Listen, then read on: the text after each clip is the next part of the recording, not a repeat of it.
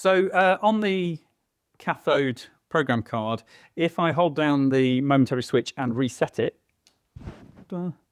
it goes into its alternate boot mode, which has a load of different things to play with. They're accessed and chosen by pushing the switch upwards, and then I can choose what's what. And I'm just going to talk you through what each of them are. Comet's probably the easiest one to understand. It's just a screensaver with a bouncy ball type thing going on, which we can change. And it's also reactive to the CBNs and so forth to speed it and slow it down. But let's move on. Patcheroids, let's get it right, is a little silly game, which is, hang on, let's turn off the inputs. So if I move around like this, I can shoot those, and it plays a reasonable game of asteroids. So moderately interestingly, when I shoot something, the pitch goes up. It also generates a gate if you wanted to, and then when I crash, let's crash, we get that descending down, which I think is quite good fun. If you wanted to play that as a game, it's also CV controllable, which is quite nice. Boing is a recreation of the Amiga demo. Here again, this is reactive to the knobs and CVN. We can change the speed. Speed also equates to how much of a kick it's given when I push that down or when I do a pulse in, which is quite good fun. And that throws it about the screen, which says, wouldn't use that as a screensaver too much because we're going to get the burn over there. But quite impressive.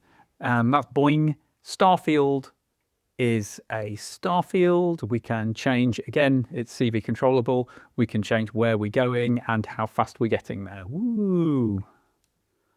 Very Star Trek. Luna is a lunar lander game.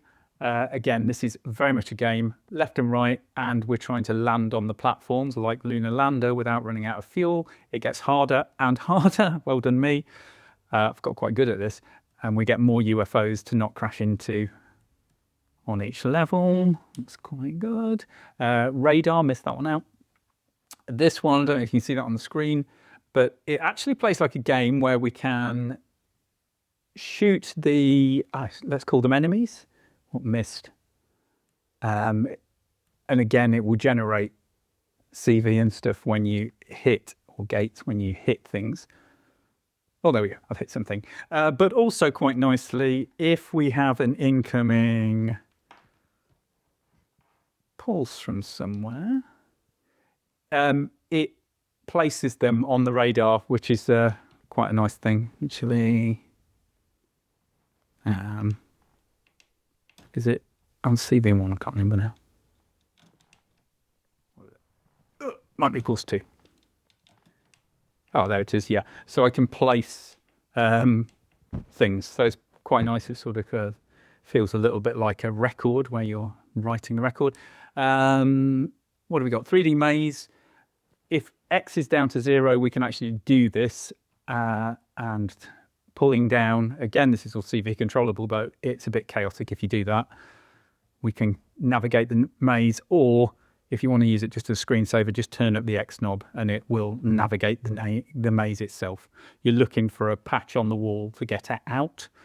And then 4-trig is quite nice if you've got something that generates triggers. 4 inputs, the pulses and the audio ins are used as triggers. And if we, I've also got that glitching the screen at that point. Never mind. So, oh no, that's right. Yeah. So depending on which one I put it in, we get a different thing. The X and Y choose the sets. So that's kind of musical things, whereas change the X and I've got some words. The big knob is kind of how chaotically placed on the screen it is. It'll either the 4 will either sit in quadrants or they'll be randomly moved there. Once you get past halfway, we're into the, it might also, whenever something's triggered, it might also glitch the screen. Ooh, there we go. We've got some things like upside down words. Okay, it was a glitch.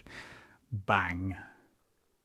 So there is. The idea is you can kind of use it as a screensaver, as an audio reactive card, or possibly you could use it as a game that generates some CV as well, should you want to. So there's just a lot of fun things on the alternate boot mode. It uses the composite video out, which I've just wired up there, uses the 2 pulse outs together with a very, very simple piece of circuitry. You're just combining the tips through 2 different resistors and common ground between them. You could build that into a cable, but I've just done that to be tidy. And it's PAL or NTSC, plus 2 different builds. So there we go.